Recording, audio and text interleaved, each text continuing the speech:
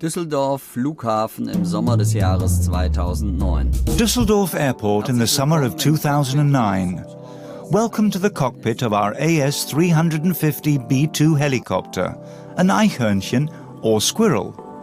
You're about to experience a marvelous panoramic flight up the Rhine. Our route takes us from Dusseldorf via Cologne, Bonn and Coblenz, through the Rhine Gorge, a World Heritage Landmark, past the Loreley and the Pfalz at Kaup, all the way to Wiesbaden and Mainz. The flight route covers a distance of around 170 kilometers as the crow flies. We, however, will be sticking to the numerous sweeps and hooks that are such a prominent feature of the Rhine as it makes its way through the region, and will be flying a good 250 kilometers before eventually landing in Mainz. My name is Werner Schäfke, and I'll be attempting, with the help of information and anecdotes, to acquaint you that little bit more with sights that our cameraman, Klaus-Jürgen Stuhl, will be capturing for you underneath the helicopter with its swivel-mounted 360-degree HD camera. Our pilot is Captain Andy Hennig, and the movie images here from the cockpit have been provided by Hermann Rheindorf, who also happens to be our director and the initiator of this project. For almost 200 years now, the flight along the Rhine from Dusseldorf to Mainz that we're about to take you on has been the stuff of dreams. The romance of the Rhine from the 18th and early 19th centuries came alive in the landscape, history and culture between Cologne and Mainz, and has inspired the imagination of visitors from around the world. The dramatic image of the flight along the river as conceived by the draftsman has since become a favoured tourist souvenir. Today, we want to re-experience this firsthand from our helicopter and enjoy film quality at its most captivating. So, let's follow the traces back of this age-old longing for the Rhine.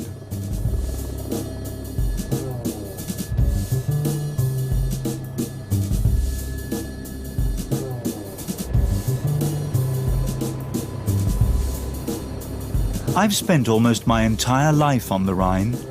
Up until the summer of 2009, I was director of the Municipal Museum in Cologne. The Rhine as a theme has repeatedly been and continues to be at the center of my books and our exhibitions, which is hardly surprising.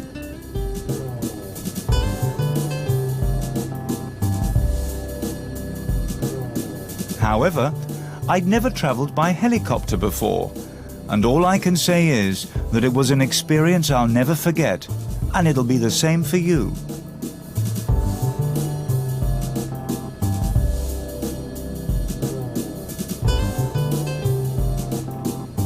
Dusseldorf is a suitable starting point, having the largest airport in North Rhine-Westphalia, the third largest in Germany after Frankfurt and Munich. And now for a first look at the Rhine. One of 7 bridges in Dusseldorf, the Theodor Heuss Bridge dates back to 1957. We'll be flying over more than 20 river bridges today. The bridges on the Rhine bear testimony to the rapid technical advances of the last 150 years. Before that, there were no solid bridges to be found on the entire river for centuries, and both banks of the Rhine, as we'll be seeing, were frequently used as a permanent and solidly fortified boundary for customs. Therefore, the bridges are today a symbol of the transformation that the Rhine has undergone to become one of the arteries so crucial to the flow of life in Europe. And just one more thing before we get going. We'll be flying against the current. Therefore, the left bank of the Rhine will be on our right, and the right bank on our left. Confusing. Which is why I will always refer to the left-hand side and the right-hand side, in order to avoid any confusion, which I actually quite enjoy causing. On our left, next to the Oberkassler Bridge, is the Tonhalle with its green dome, originally the planetarium and now Dusseldorf's most prominent concert venue. In front of us lies the state capital of North Rhine-Westphalia, selected by the English in 1946. For a long time, the place of residence of the Dukes of Jülich-Kleve-Berg. Between the Oberkassler Bridge and the Rheinknie Bridge lies Düsseldorf's old city quarter, an eye-catcher on the banks of the Rhine, the Schlossturm, or Old Castle Tower on the Burgplatz, today home of the Shipping Museum, a visible symbol of Düsseldorf's long tradition as a seat of power. On the Rhine, a ship belonging to the Cologne-Düsseldorf line, Germany's oldest public limited company still trading, whose ships we'll encounter again and again throughout our journey.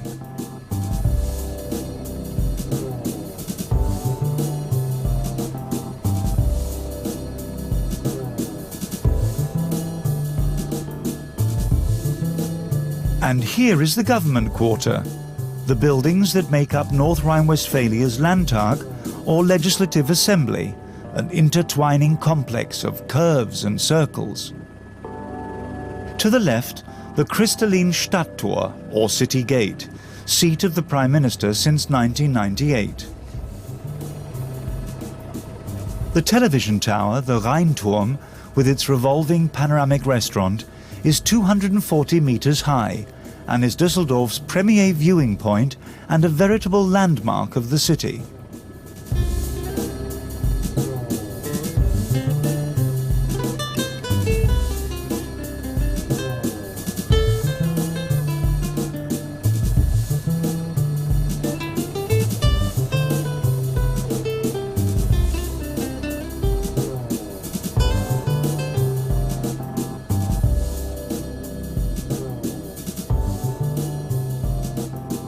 Directly beneath us, the Medienhafen, or Media Port, with its ever-growing modern architectural landscape.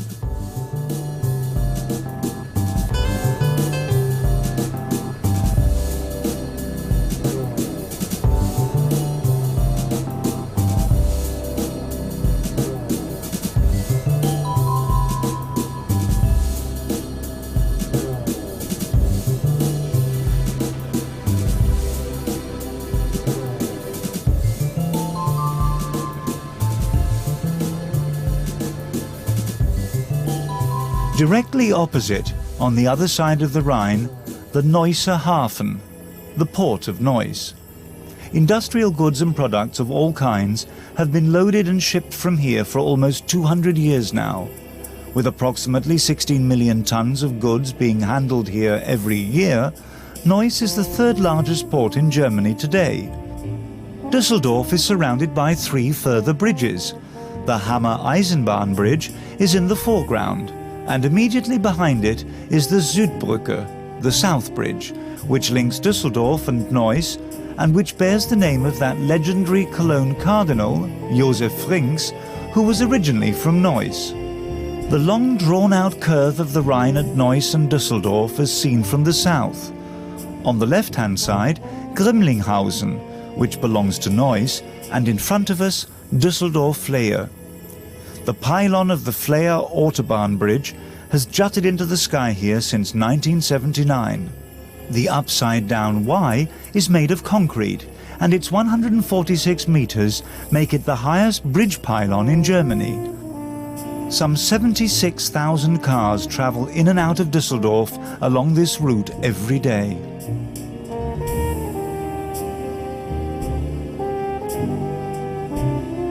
After one last look at the state capital, we now head south and are treated to a beautiful view of the flat landscape of the Niederrhein, the Lower Rhine.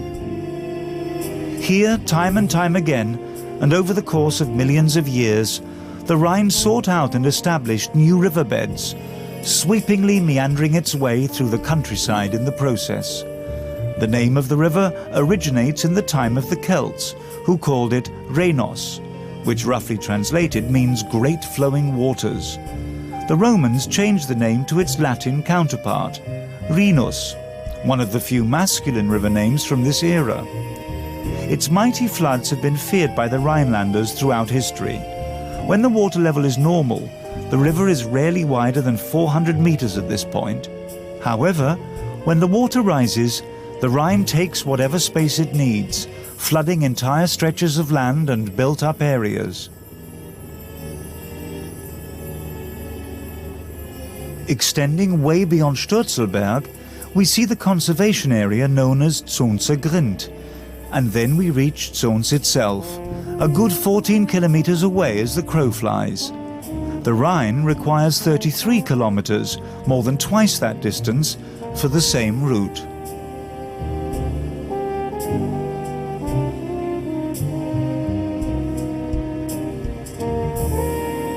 Zons is one of the Lower Rhine region's most beautiful examples of late medieval town planning.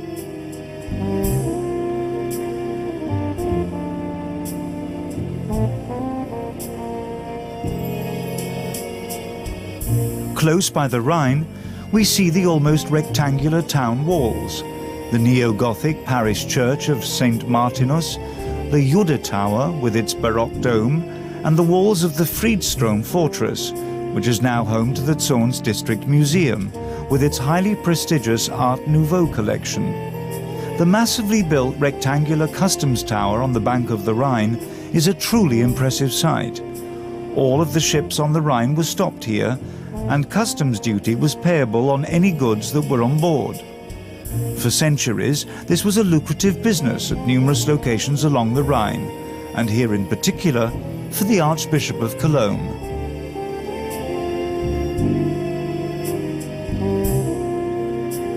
Today, there are over 50 different companies operating out of the Dormagen Chemie Park, which at one time was only used by Bayer AG.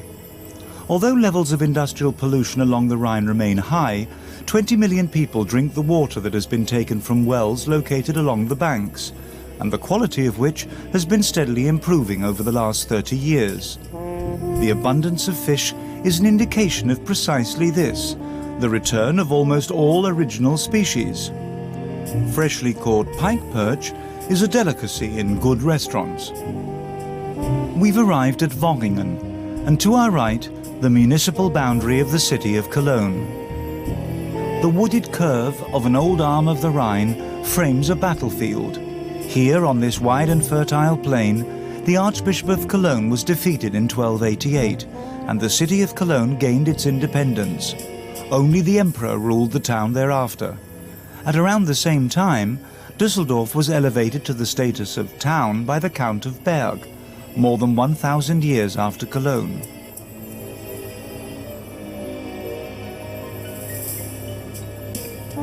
To our left, Leverkusen's urban district of Hitdorf, with its marina and ferry connection to Cologne-Langel on the opposite bank of the Rhine.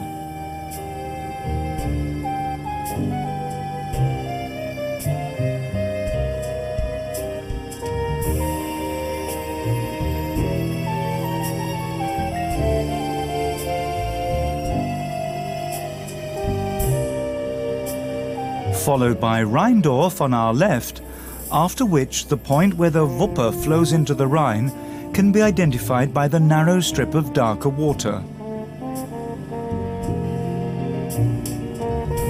Collectively, 34 large tributaries make the river the biggest contributor of water into the North Sea.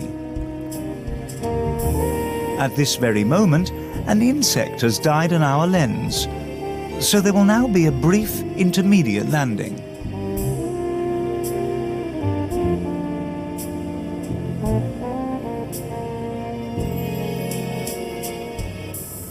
We have now reached the northernmost of Cologne's bridges. The Autobahn Bridge between Leverkusen and Cologne-Merkenich, completed in 1965 with 6 lanes, closes Cologne's orbital motorway to the north of the city. Behind the bridge and on the Leverkusen side, the Neuland Park comes into view. Here, an old landfill site that once belonged to Bayerwerke was transformed into a rich recreational landscape at a cost of 100 million euros.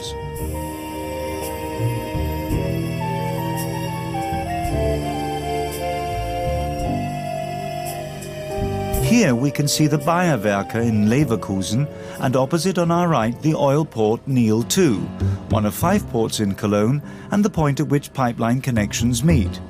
It's also the port that deals with the transportation of hundreds of thousands of Ford cars. This way, they don't become a burden to our roads just yet. The Ford plant, established in 1930, is the city's biggest employer. To the left, after Cologne Flittard, the Nila Port comes into view. The first basin commenced operations with its rail connections in 1925. Today, the Nila Port is the largest of the 5 that are in Cologne. Collectively, they make Cologne the second largest inland port in Germany after Duisburg. From up here, we have a clearly arranged picture beneath us of the entire city of Cologne. The city grew along 3 wide sweeps of the Rhine. 6 of Cologne's 8 bridges are within view. The outside of the middle sweep of the Rhine at Cologne was a good spot for founding a city. The current alone kept the bank free for berthing here at all times. And just behind it, a flood-free plain provided security for the establishment of a Roman settlement. And so, an important European centre of trade and traffic emerged as far back as Roman times. In the Middle Ages, and right through to the French occupation at the end of the 18th century, Cologne was a self-assertive and independent imperial city. To our left is the highest residential building in Germany, the Colonia Hochhaus, which is 147 meters high.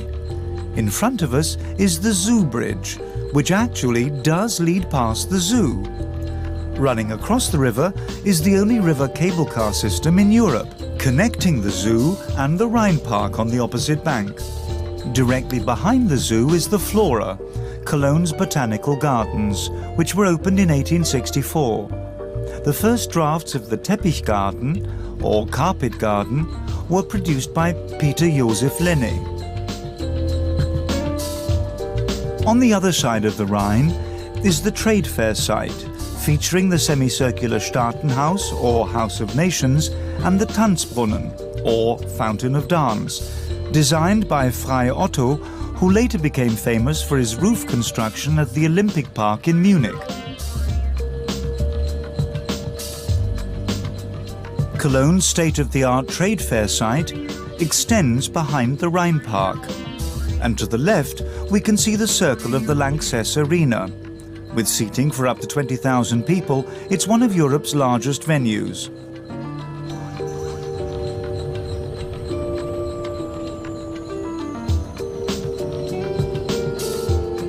A glance over at the cathedral and the central railway station. In line with the wishes of the Prussian king, Friedrich Wilhelm IV, they are located side by side. Over 1,300 passenger trains cross the Hohenzollern Bridge every day, with a direct view of the cathedral's chancel.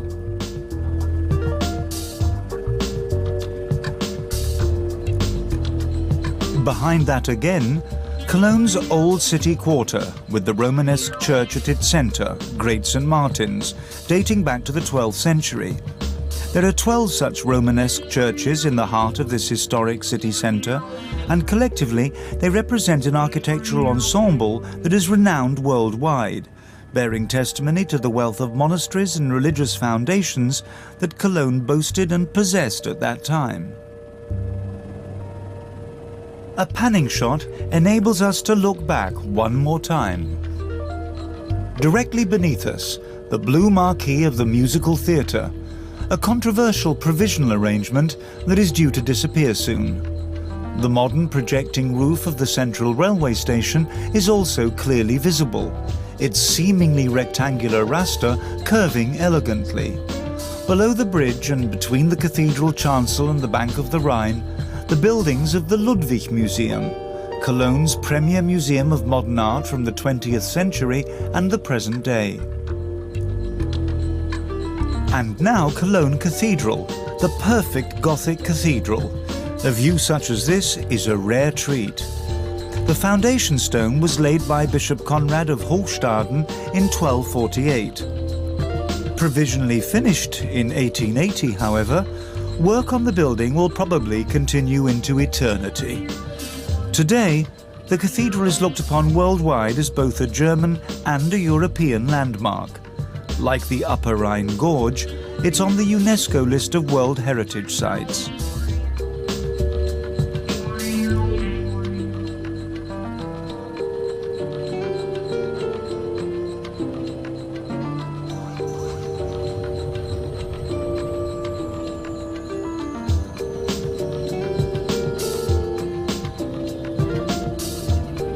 A magnificent view to the south. 4 out of 8 bridges are visible here, the most prominent of them being undoubtedly the Severin Bridge, with its triangular pylon.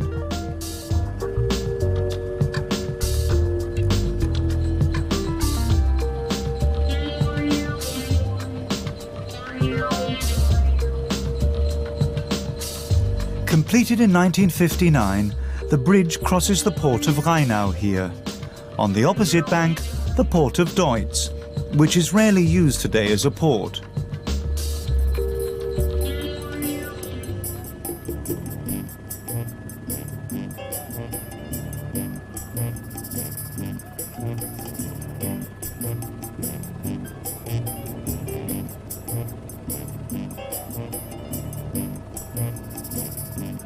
Between the Severin Bridge and the Southern Bridge, one of Cologne's most ambitious construction projects of recent years, the old Rhine warehouse complex, also called the Zebengeberger by locals, has been converted into an exclusive apartment block. Next to it, the construction of 3 crane-shaped buildings, each almost 62 meters tall, is nearly finished. The heavily debated blueprints have received architectural awards, even though the buildings have not yet been completed.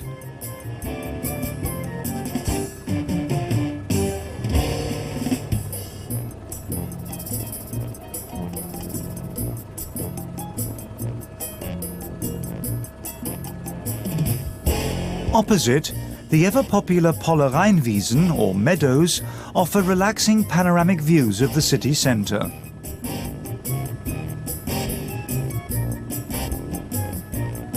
Having reached the Rodenkirchen Bridge, built in the early 40s, and at that time Europe's longest suspension bridge, we slowly take our leave of Cologne.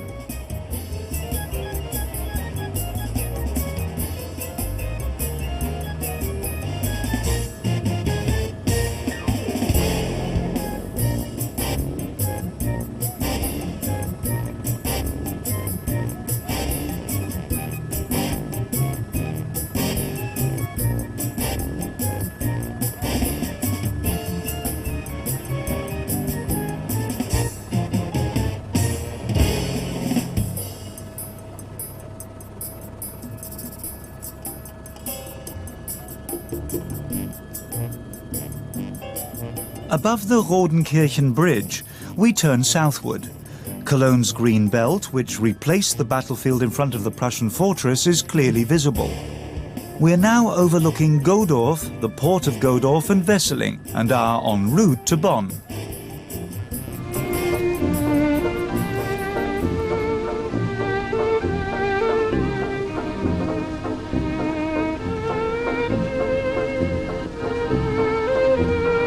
In front of us now, the mouth of the Sieg, which is one of the few untouched estuaries on the Rhine, and has meanwhile been declared a nature reserve, just like the Rhine island Herzeler Wert opposite.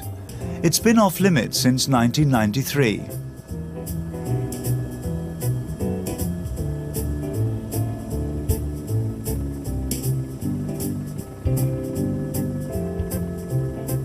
The Friedrich Ebert Bridge indicates that we've reached the municipality of Bonn. In the background, the Zebengeberger, a region steeped in legend.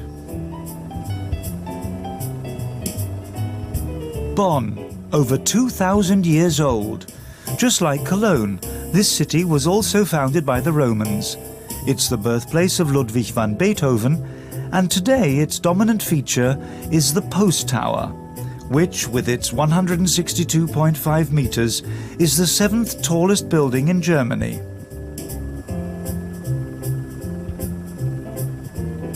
And here we have the Abbey Church of St. John the Baptist and Peter, an impressive neo-Gothic church dating back to the end of the 19th century.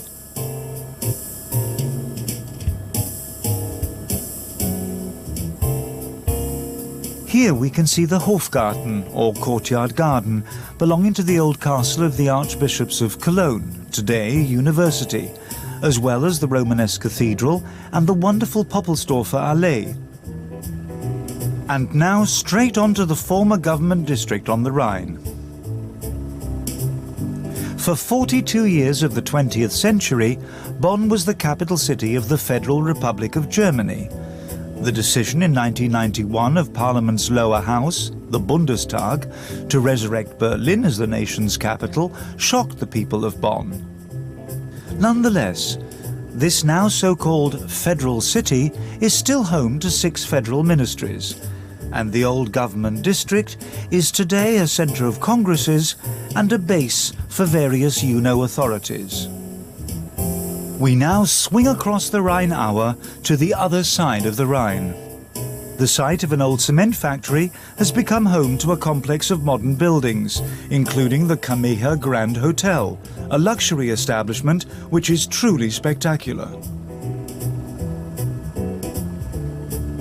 One last look back at Bonn, the Post Tower, and beside it, the old high-rise office block for members of Parliament, the Lange Eugen, or Tall Eugen, now used by the United Nations.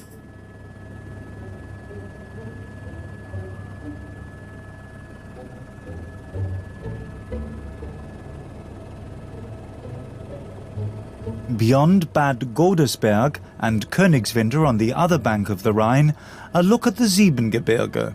At first glance, there appear to be 7 mountains, up to 461 meters high. In actual fact, however, there are over 50 mountains and hills in total. Legend has it that 7 giants deposited the dirt from their shovels here after digging. To me, the name most likely comes from the old word Siefen, which means sharply indented valleys. The Zebengeberger region is one of the largest conservation areas in North Rhine-Westphalia. Above Königswinter, the hotel that goes by the name of Petersburg. It was built as a spa hotel before World War I and became well known after World War II as the seat of the Allied High Commission.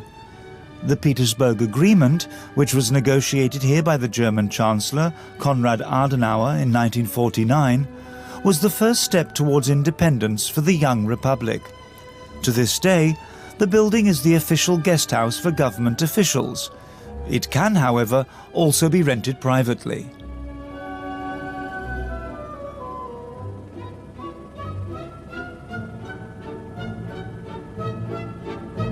This marks the beginning of the Rhine Valley that we associate with romance. Castles, hills, mountains.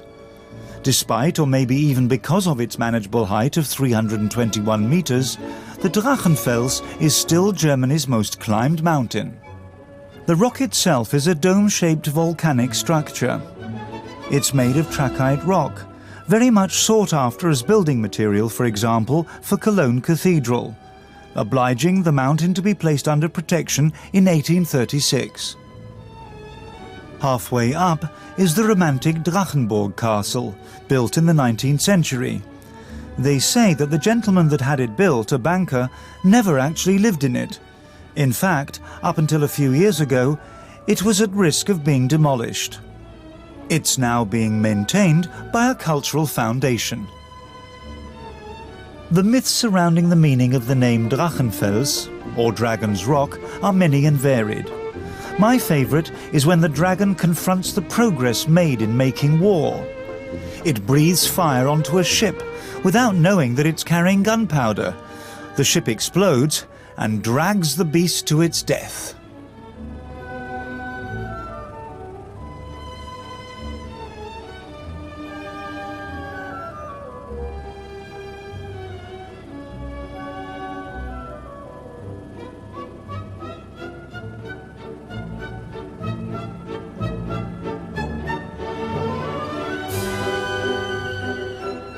We'll shortly be arriving at Bad Honnef, which boasts the title of Nice on the Rhine because of the climate that it enjoys. An old arm of the Rhine, traversed by 2 bridges, separates the island of Grafenwert, largely given over to recreational activity, from Bad Honnef. In the middle of the Rhine, the island of Nonnenwert, with its girls' school rich in tradition. It was once a convent. The island is associated with legends dating back to the age of chivalry, telling of love, longing, and death. Behind it to the right, the Rolandseck and Oberwinter Port come into view, both already districts of the town of Remagen. Above Rolandseck's railway station is the newly built Art Museum, designed by the famous architect Richard Meyer.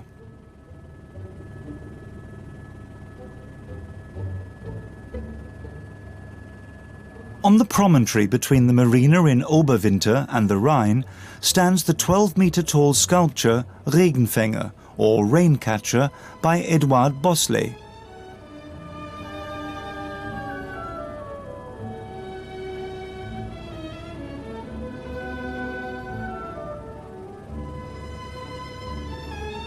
To the left-hand side lies the small and picturesque town of Unkel.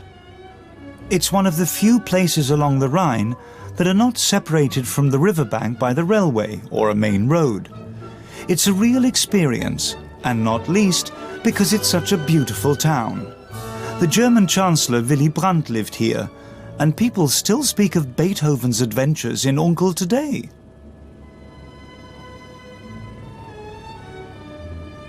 The forest opposite is the site of Marienfels Castle, a romantic and mock-historical building erected in the mid-19th century and currently owned by the German showmaster Thomas Gottschalk.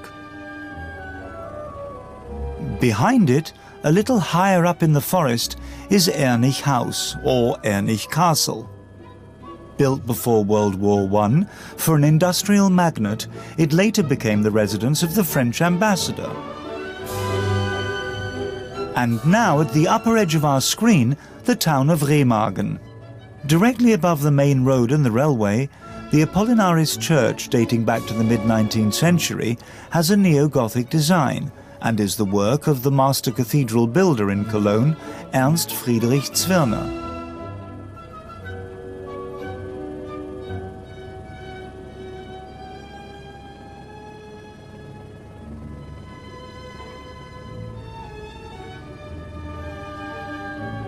To the left-hand side, Erpel and the basalt platform of the Erpeler Lei, which provides one of the most beautiful views of the valley of the Rhine. Below the basalt rock, the gates of the famous Remagen Bridge, which fell into the hands of American troops on the 7th of March 1945, fully intact. Today, the gate on the Remagen side has assumed the role of a museum of peace.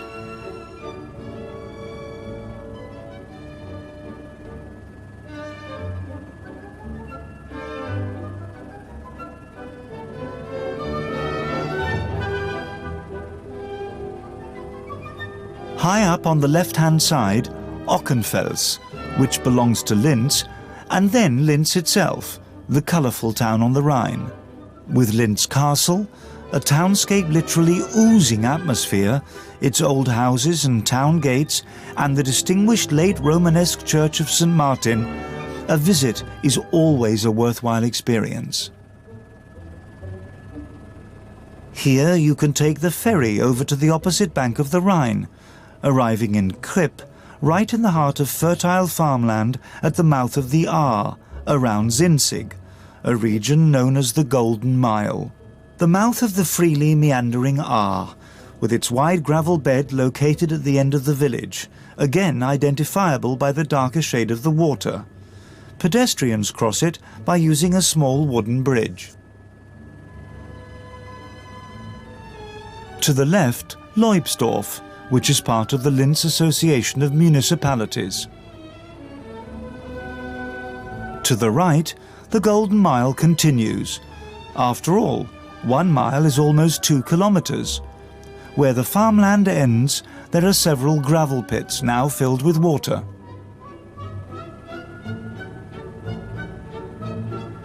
Thanks to our camera, which can turn in every direction, one more pan over the rooftops of Zinzig, the town at the mouth of the Aar.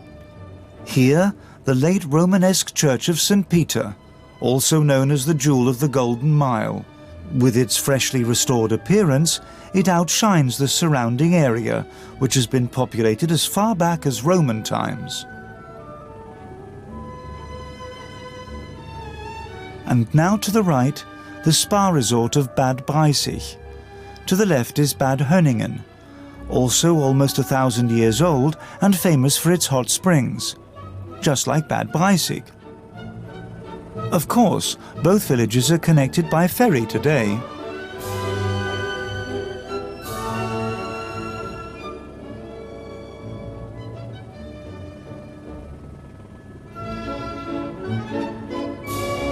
To the left, the small town of Rheinbrohl, where the Limes began, the wall marking the boundary of the Roman Empire. Coming up now is Highneck Castle and its romantic location, which dates back to the Middle Ages and is privately owned today. Looking north and south from the castle keep always sets you dreaming.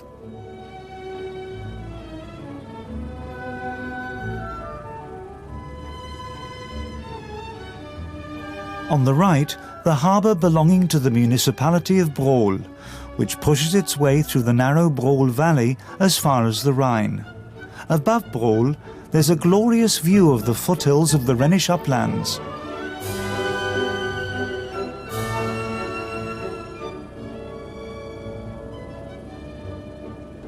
To the left, Hammerstein, the oldest castle on the Middle Rhine, once stood here. The larger of the islands in front of it, Hammersteiner Wert, is once again a popular spot for bathing.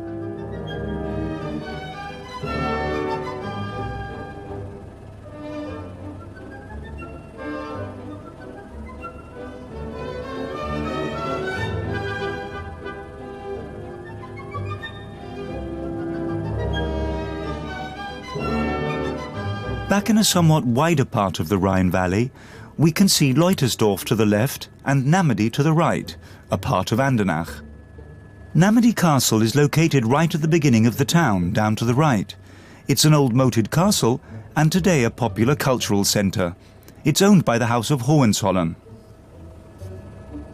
Right into the 19th century, Namidi was an important stopover for the Rhine rafts, which transported building timber from the Black Forest to the Netherlands.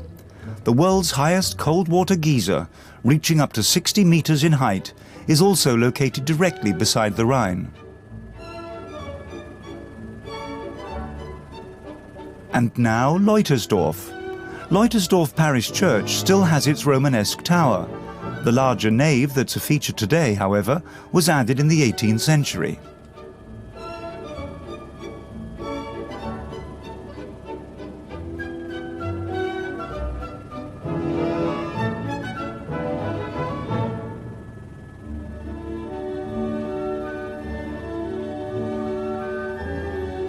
With Andernach on our right, we've reached the wide Neuwied Basin. Here, to put it quite simply, the wide valley terrain simply wasn't affected by the forces that raised the surrounding Rhenish uplands. The Liebfrauenkirche, Church of Our Lady in Andernach, which the locals also proudly and affectionately call the Mariendom, Our Lady's Cathedral, is one of the most beautiful late Romanesque church buildings along the Rhine.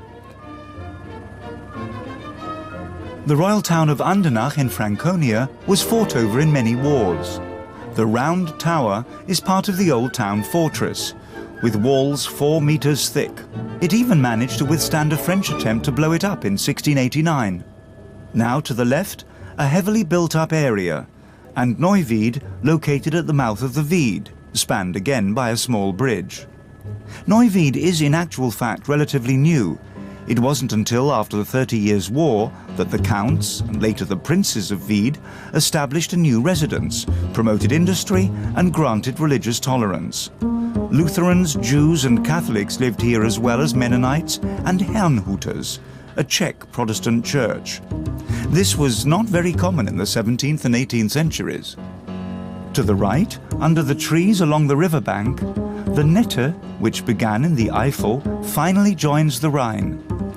Beyond the Weissenturmer Wert, we see the Raiffeisen Bridge, which leads into Weissenturm on the right. It's named after Friedrich Wilhelm Raiffeisen, the founder of the German Cooperative Banking Association, who died in 1888 in Neuwied. And now, a distant view of the Neuwied Basin.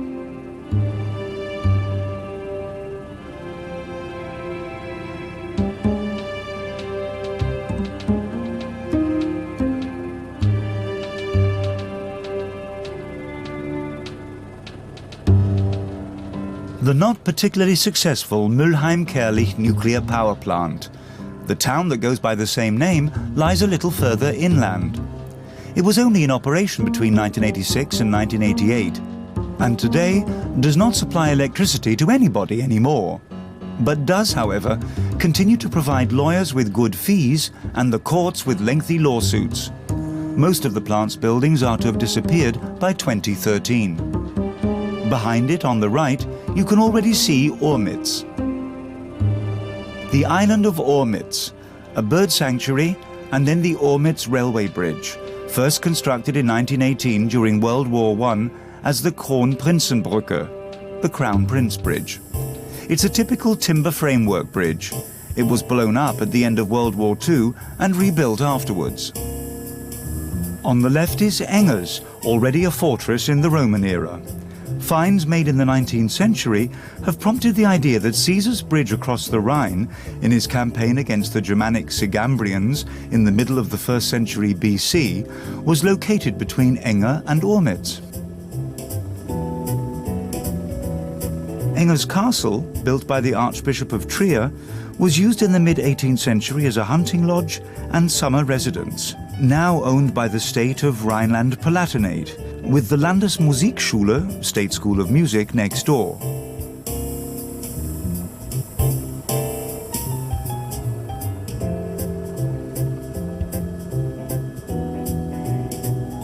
Beside it, on the right, the Neo-Romanesque Parish Church of St. Martin, built of tuff and brick, and now a listed building.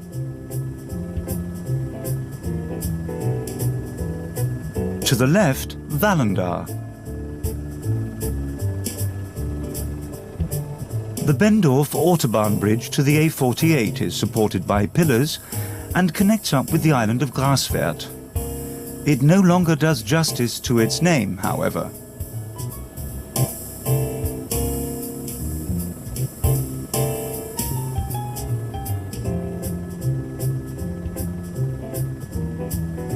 Then, the only island on the Rhine that's home to a complete community, the large island of Niederwald, given over to agriculture.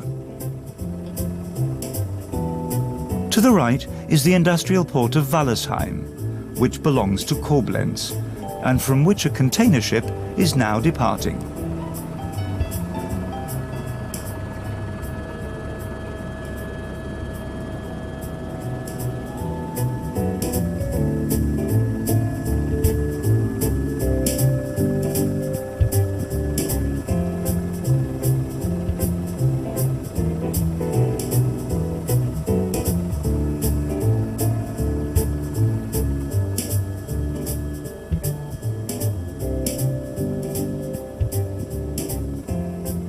The point at which the Moselle joins the Rhine is now gradually coming into view from the right.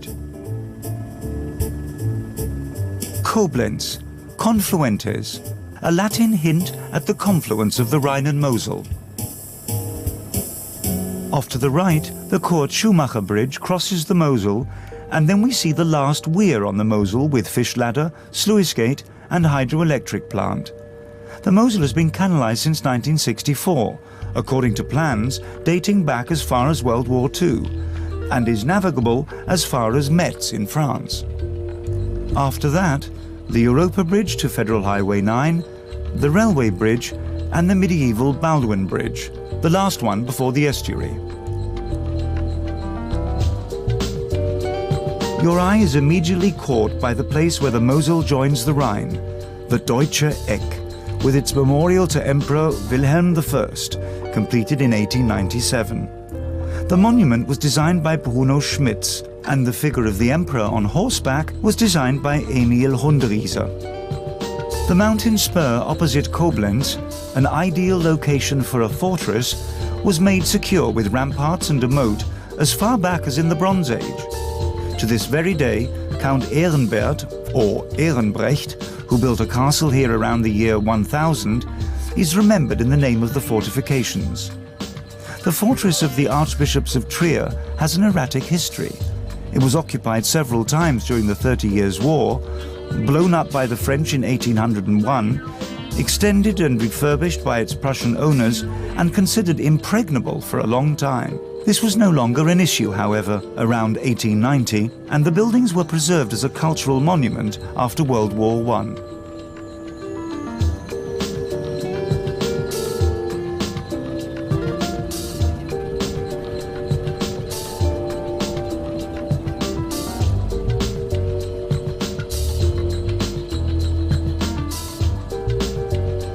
Once past the Erenbreichstein Fortress, we get one more look at the Deutsche Eck.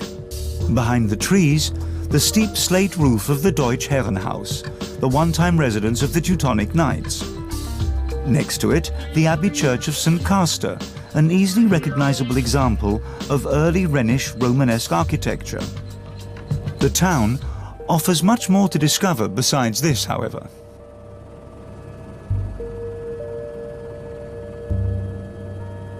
And now we are back in the Rhine Valley, in the most beautiful part, which UNESCO added to the list of World Cultural Heritage Sites in 2002. To the right, an old arm of the Rhine, the Rheinlache, partly used as an anchoring berth.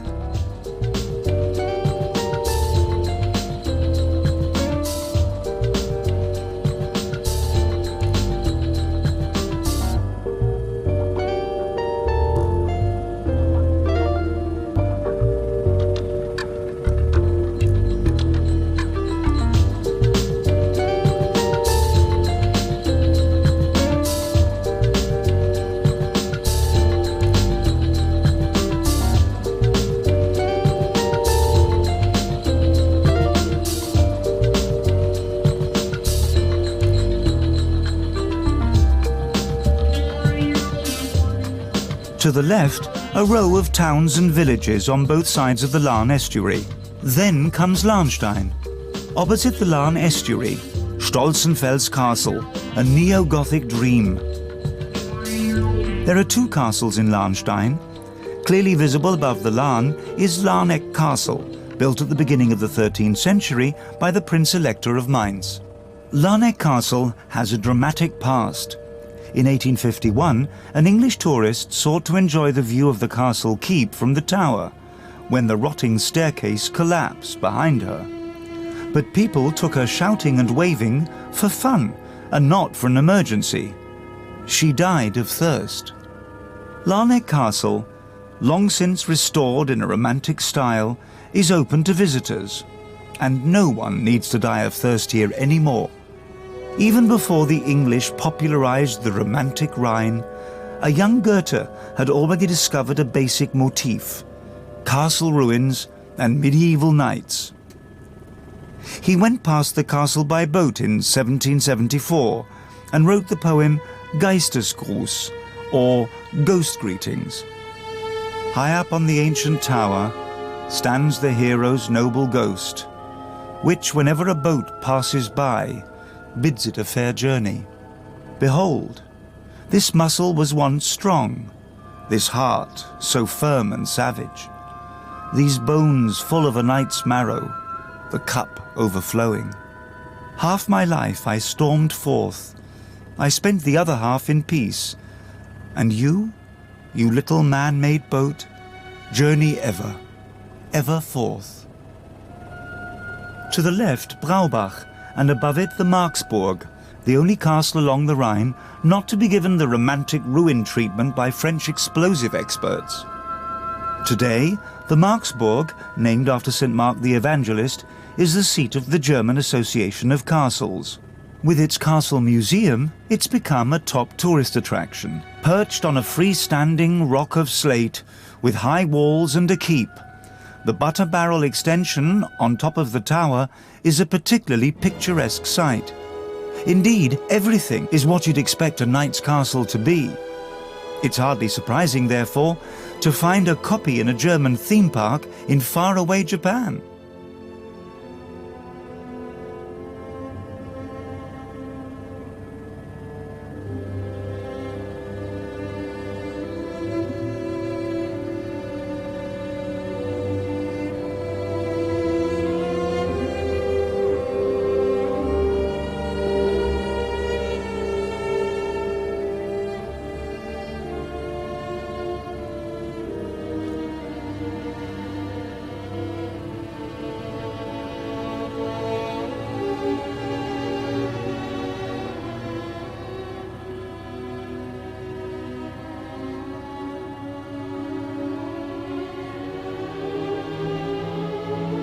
To the right is Spey, which has grown out of a merger between Upper and Lower Spey. To the left, Osterspey. The bank of the Rhine is protected by an offshore stream deflector, a long man-made island, since it would otherwise be eroded by the effects of the tight bend in the river. On the right, and very impressive, is the Bopparder Ham, a steep slope and a south-facing location, an ideal place for a vineyard. Here, the Rhine flows almost exactly from west to east, creating something of a hairpin bend, which is the original meaning of Ham. Here the vineyards enjoy perfect conditions. The Hunsrück protects from cold wind. The slate soil reflects the sun and at the same time stores heat, just like the Rhine.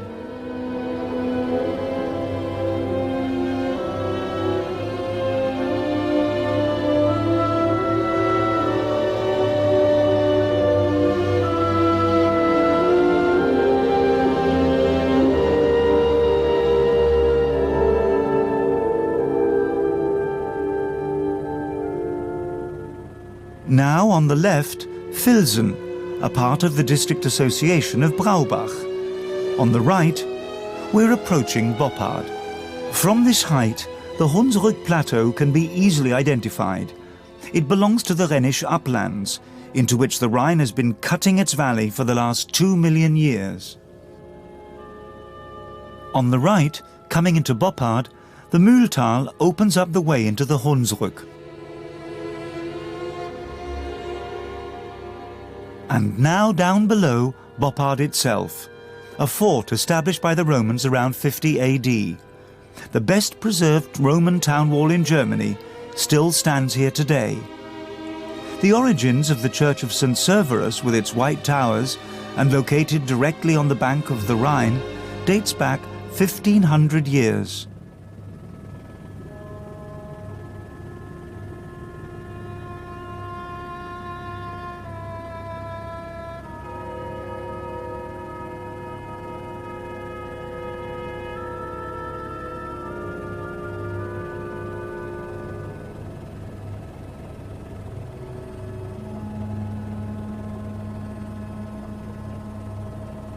To the left, Camp Bornhofen, a place of pilgrimage, where the Virgin Mary has been worshipped since the late Middle Ages. To this day, a miraculous statue of Mary is the ultimate destination for pilgrims traveling from near and far. On the right, Bad Salzig. Although only officially a spa for the best part of a century, it's indicated the presence of sodium sulfate springs since the Roman era, though these were not professionally developed until the beginning of the 20th century.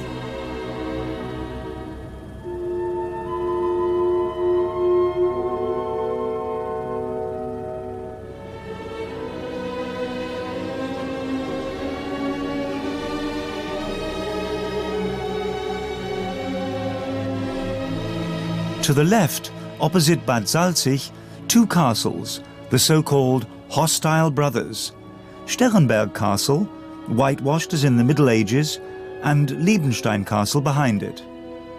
Answers can be found in legend to explain the curiosity evoked by their unusual closeness.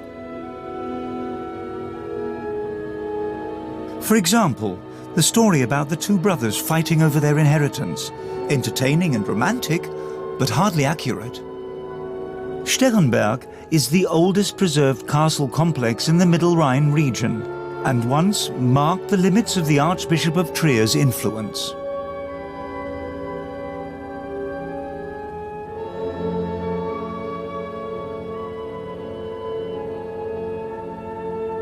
To the left, in this particularly narrow stretch of the Rhine Valley, Kestedt with the mighty Hindenburg Heights at its back. At 300 meters, this location represents the highest elevation along the Rhine. To the right, Hirzenach.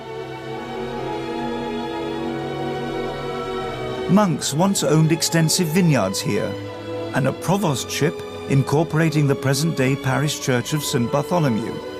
It dates back to the 12th century, and its chancel has been modernized in Gothic style.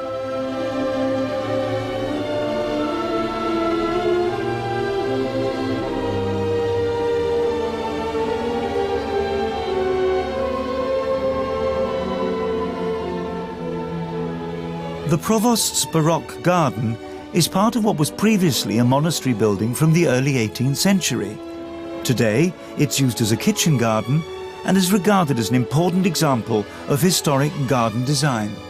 We're flying over the Ärenthaler Island, with the town that gave it its name to the left.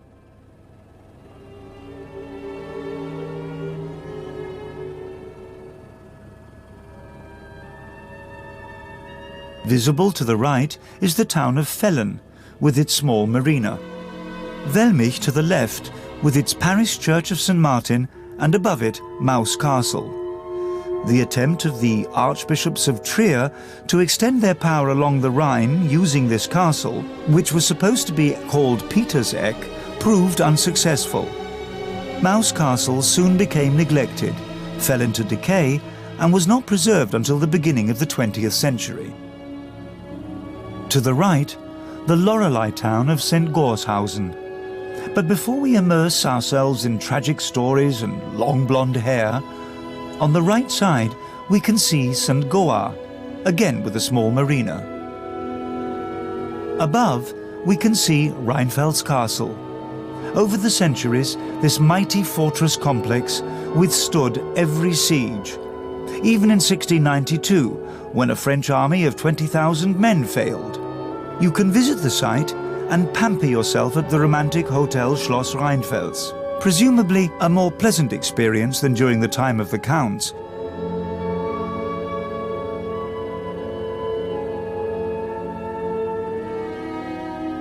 And now over to Katz Castle, Mainz Castle's opposite number, so to speak. The two pointed tower roofs resemble the pointed ears of cats. The name, of course, goes back to the Counts of Katzenelnbogen. Repeatedly besieged and attacked, the complex was blown up in 1806 while under Napoleon's rule. Today, the castle is in Japanese hands and is a hotel for Japanese Rhine tourists. I also happen to know an educated Japanese man who can recite Heinrich Heine's song about the Loreley by heart. And here she is, the Loreley, the young lady about whom so many songs have been written, with a preference for elaborate hair care. She's been sitting at the water's edge on St. Gorshausen's harbour mole since 1983. The banality of the sculpture, however, doesn't change anything as far as the mystery of the success of the legends and poetry is concerned. After all, it's got everything: gold and danger, love and death.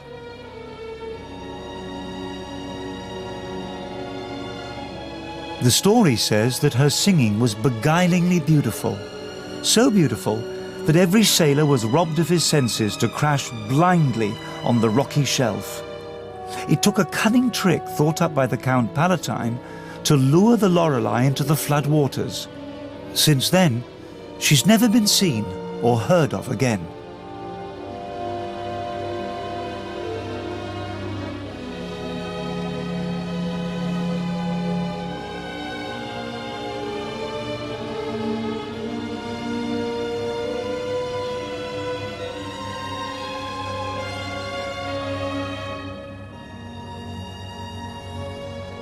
The rock itself towers 130 meters high.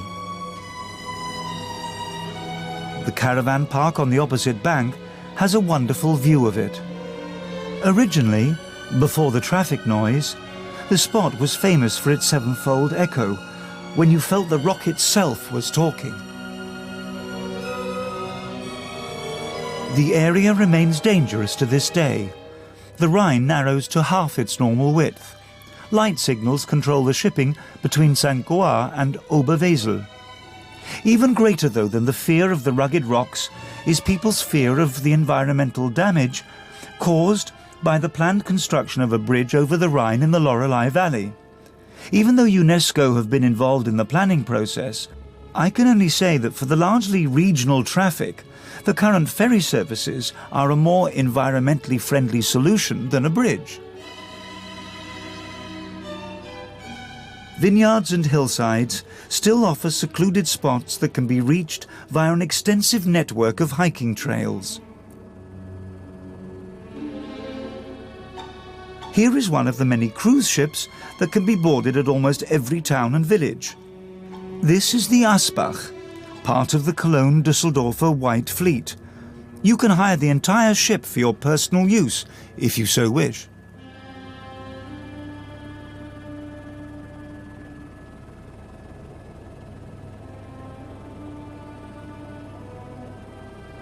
The Jungferngrund sandbank to the left and to the right, the rocks of the Tauber Wert, still give us an indication of the risks shipping on the Rhine is exposed to. And now, coming into view on your right, we have Oberwesel. Sizable sections of the town fortress have survived to this day and are accessible. To the right, even the defiant tower of St. Martin's Church has been integrated into the town walls. In front of it, the town wall Ochsenturm, or Ox Tower, with its butter barrel tower extension on top, just like the Marksborg. In the centre, the Gothic Liebfrauenkirche, Church of Our Lady. Its stern elegance and rich decor still tell of the period before the Archbishop of Trier conquered the town, when the citizens of Oberwesel were for several decades the residents of a free and affluent imperial city. The Abbey Church was built then in the early half of the 14th century. Behind it, Schönburg Castle, again in an ideal location on a promontory. Today, it's used as a Jugendburg, or youth hostel. It must have served the same purpose in the 14th century, because all the descendants of the Knights of Schöneburg had right of abode here. In 1340, for example, there were no fewer than 95 co-owners. 3 keeps and the numerous inhabitable buildings serve as reminders of this.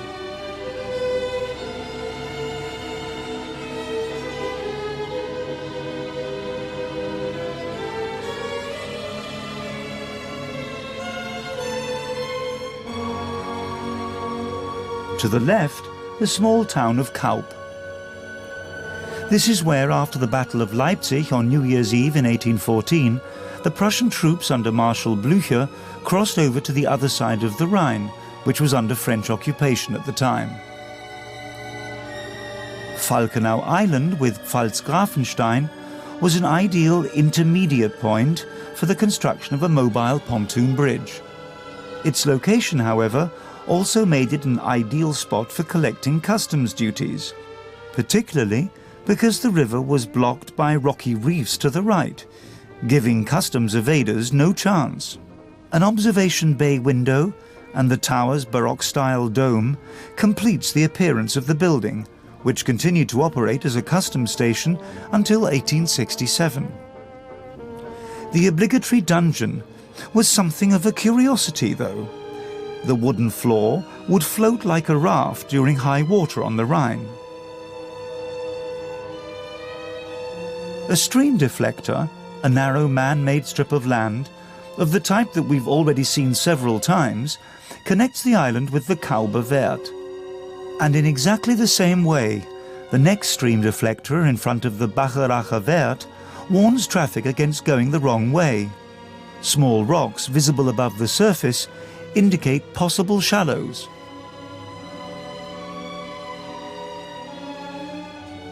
And now Bacharach, with Stahleck Castle and St. Peter's Church. The historic town of Bacharach was a solid fortress, as this is where the riches of the Palatine Council Wittelsbach were stored. It was a distribution point for wine barrels from the entire Rheingau region and beyond, and for wood from the Hunsrück. It was brought here down the valley from Steg. We can already see the romantically famous ruin of the Gothic Wernerkapelle, the Werner Chapel, and above it all, Stahleck Castle.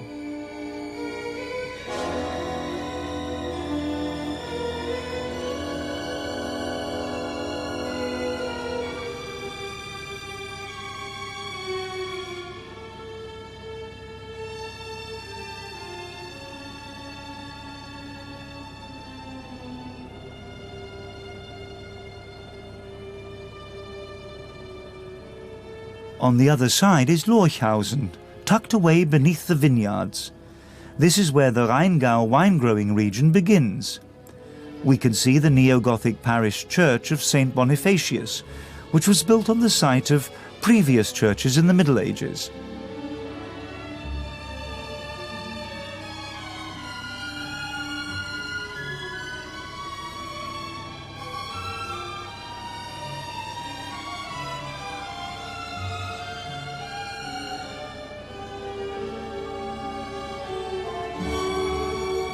Then comes Lorch on the left, in the Rhine the Lorcher Wert, and to the right Rhein-Diebach. On the heights above Rhein-Diebach are the ruins of the Furstenberg Castle. It initially served to secure the range of influence of the Archbishop of Cologne in the Middle Ages, before becoming the property of the Palatine Counts, and was then also blown up by the French.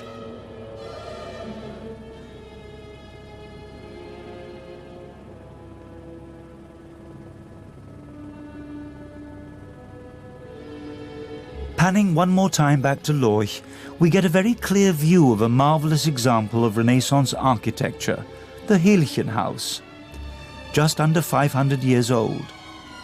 The concrete block behind it is soon to be demolished, and the Hilchen House turned into a cultural centre.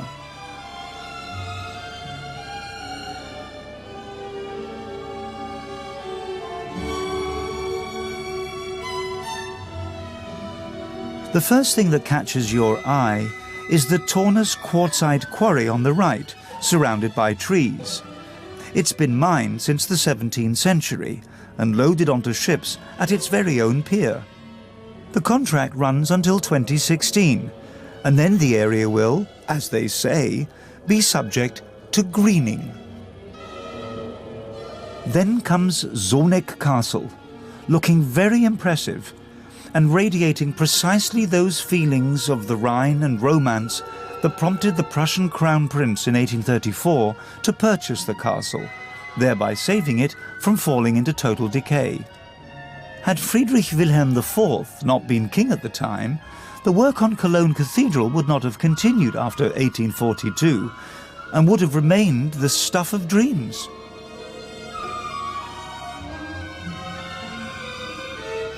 Trechtingshausen, originally a supplier of wine owned by the monastery in Kornelimünster near Aachen, was sold to the Archdiocese of Mainz. Reichenstein Castle, located above the town, was also sold to Mainz. In 1689, the castle was blown up by the French, a common occurrence by now. Today it's a museum and a hotel. The Clemensgrund sandbank in the Rhine, which in its own way poses as much of a threat to ships as the rocks do, or the risk of too much red wine. On the left, being cultivated on the Höllenberg near Assmannshausen, is a quality Pinot Noir. Rheinstein Castle, from the 14th century, perched on a 90-metre-high rock above the Rhine. By the time the French troops had passed through in 1689, it was already in such a dilapidated state that no one was prepared to invest enough powder to blow it up. The Prussian royal family rebuilt it. Despite all the explosions, there are still considerable quantities of rock lying on the riverbed. Behind it, a romantic river meadow, a true wonder of nature from the past.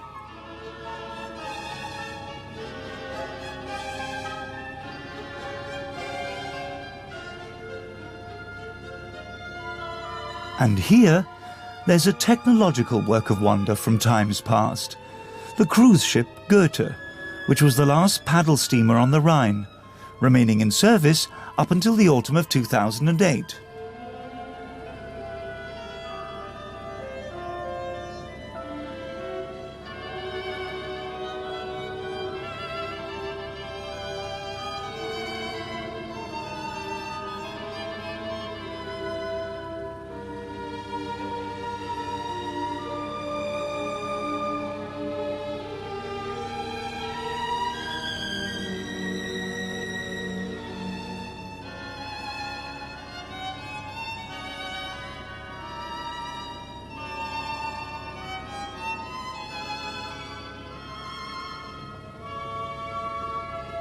the ruins of Ehrenfels Castle, or in short, the riverside collection point for customs duties payable to the Archbishop of Mainz.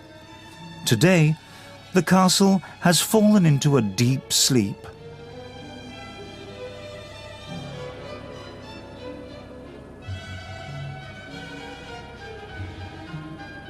And now on to Binge Loch, a quartzite reef in the middle of the river. For as long as there's been gunpowder, portions of the shelf have been blasted away in several stages, right up to the 1970s. Now visible for the first time on the right, the Mäuseturm or Mouse Tower at Bingen. It's terrifying, the old legend of the small rodents who sought revenge on the cold-hearted Archbishop Hatto of Mainz here on this island, because he let the poor starve and ordered those who complained to be burned to death. The mice ate him alive, right here. In reality, however, the name Mäuseturm means nothing other than toll booth. The Mäuseturm today is a neo-Gothic replica commissioned by King Friedrich Wilhelm IV in order to mark the boundary of the Rhine province, which ran through here. And now on the right, to the far side of the Mäuseturm, Bingen. Opposite Bingen is the Niederwald Monument, the counterpart to the Kaiser Wilhelm Monument at the Deutsches Eck in Coblenz. The idea was conceived after the war against France in 1870-71. The story goes that the bronze used to cast Germania was acquired from the French cannons that were captured. The monument, designed by Johannes Schilling, was inaugurated in the presence of the Emperor in 1883. Anarchists sought to take this opportunity to carry out an assassination. It failed, however, because the slow fuses for the bombs got soaked in the pouring rain. Rüdesheim and its square-shaped Bremser Castle, a rare example of a lowland castle situated directly beside the Rhine, built in the 12th century. Today, it's home to the Rheingauer Wine Museum. The narrowest of the alleyways that we can see here is the Drosselgasse, which can be described either as famous or notorious, depending on your mood. 3 million people make their way here every year.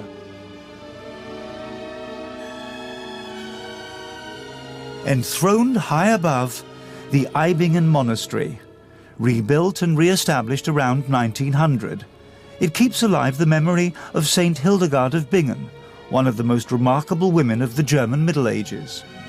In front of us now, the Fulda Aue.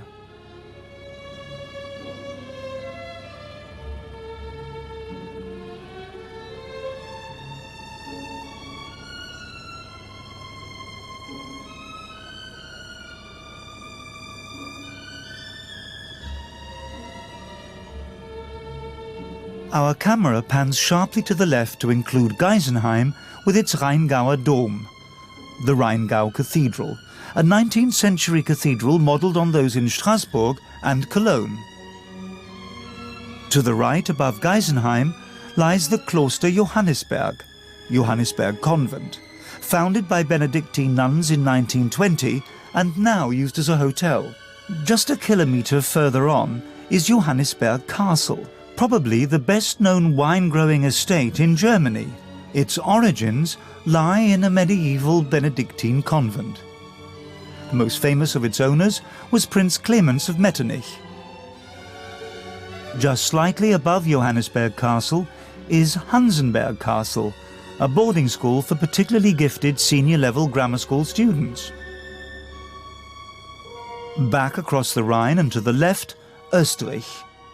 The historic loading crane from 1745 is today a landmark of the wine town of Österreich. It was operational until 1926 and can be visited.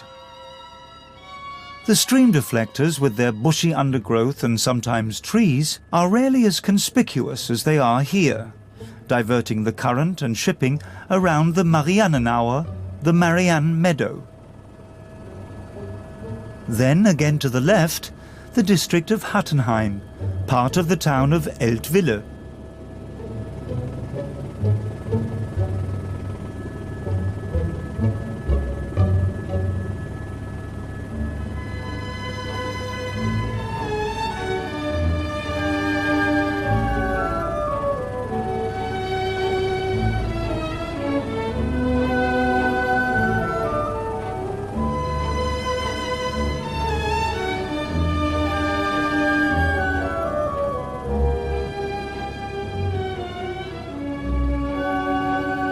In front of us and to the left, Eltville, and on the right, the Königsklinger Aue and the town of Heidenfahrt.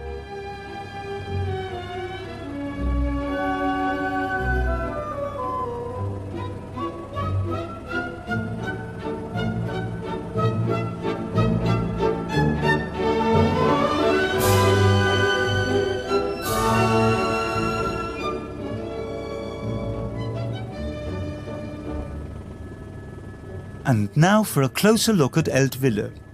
The parish church of St. Peter and Paul, located in the town centre, is a late Gothic building in the warm red colour of the sandstone taken from the Taunus region.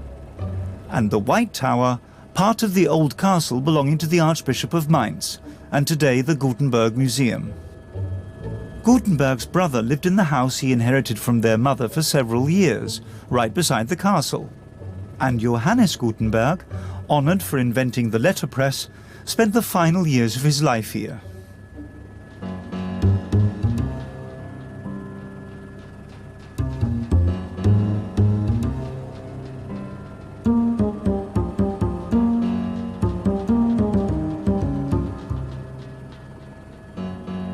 To the left, Walluf, where the small river of the same name joins the Rhine. To the right, Budenheim, with its large chemical factory.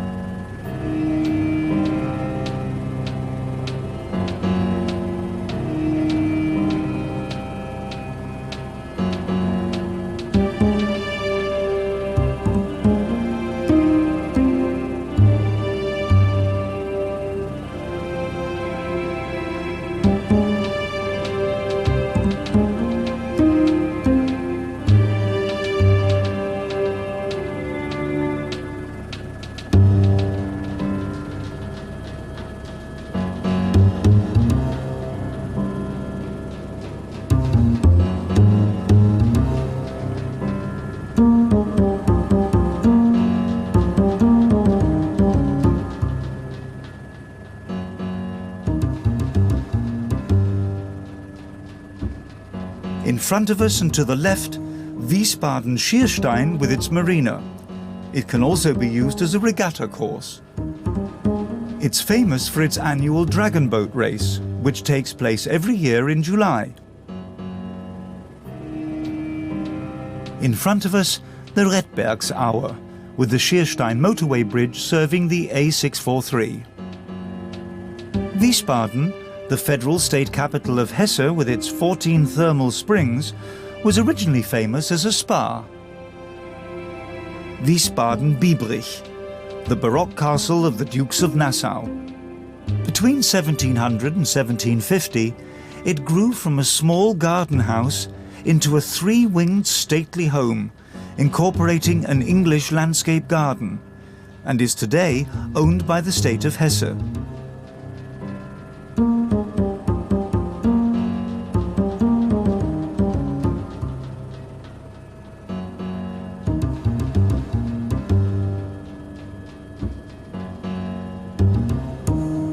And now in front of us, the island of Petersaue, with the railway bridge, the Kaisersbrücke or Emperor's Bridge. The border between the federal states of Hesse and Rhineland-Palatinate runs along the middle of the river and corresponds to the boundary that separated the American and French occupation zones in 1945. The island of Petersaue is in Hesse. Mainz, the state capital of the Rhineland-Palatinate, was also founded by the Romans. Like Prague, it's popularly known as the Golden City. Here is the Christuskirche, Church of Christ, with its Renaissance features, inaugurated in 1903. A proud Protestant statement in a traditionally Catholic city, dominated by the architectural ideas of the archbishops. In the foreground, the castle of the Electoral Prince. The north wing facing the Rhine is a splendid Renaissance building. Today, the Roman Germanic Central Museum. Next to it, in soft pink, the government district with the Landtag and the Prime Minister's office.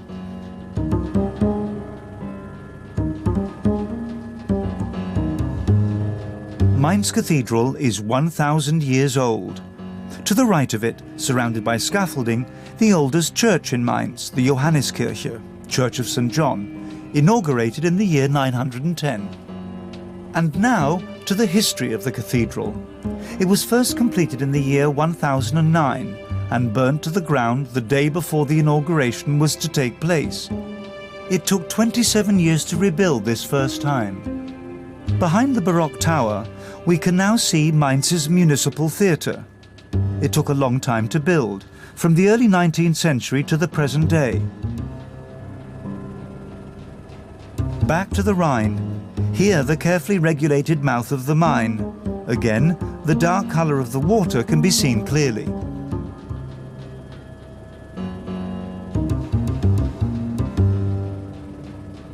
And here, one last look back at Mainz.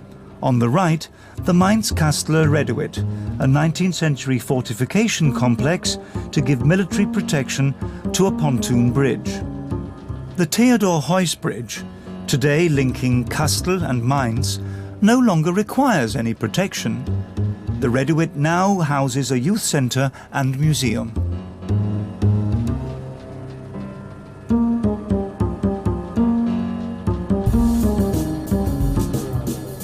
And this is where our flight ends. The Rhine still fascinates me, and goes on fascinating me. A lifeline of European history, which has also accompanied and shaped my life. Thanks very much for your interest, and for joining me on this flight. Yours truly, Werner Schäfke.